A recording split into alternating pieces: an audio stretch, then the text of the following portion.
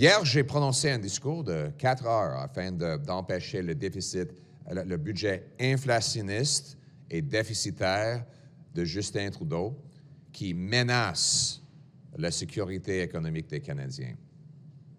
Depuis que M. Trudeau a introduit son budget, on a de nouvelles informations très, très graves.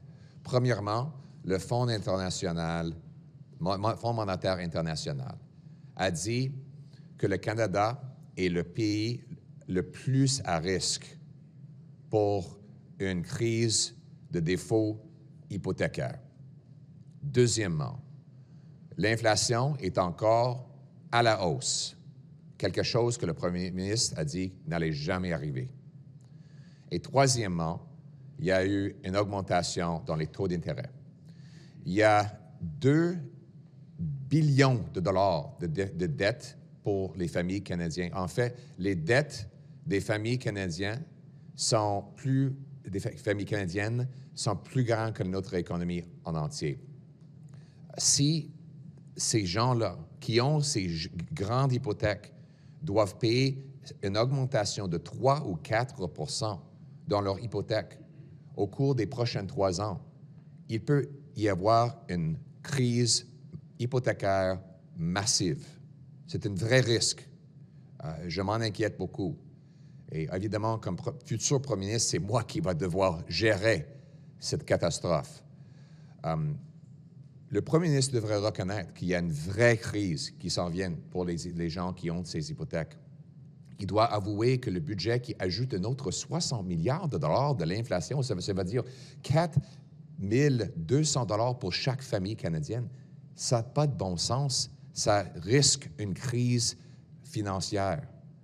Donc, aujourd'hui, je lui dis, M. Trudeau, retirez votre budget.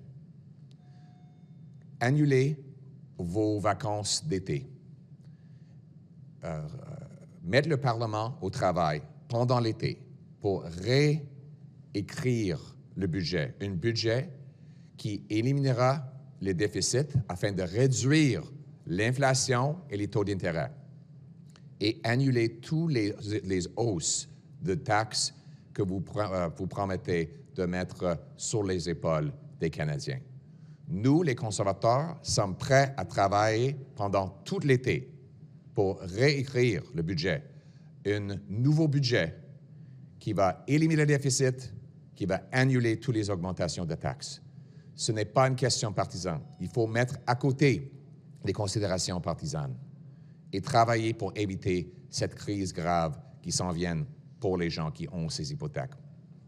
Annuler le budget, annuler les vacances, travailler pour rétablir un budget responsable qui va protéger les maisons et le futur financier de nos citoyens.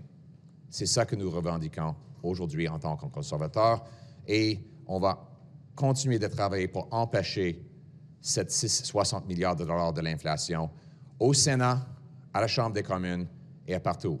Merci beaucoup.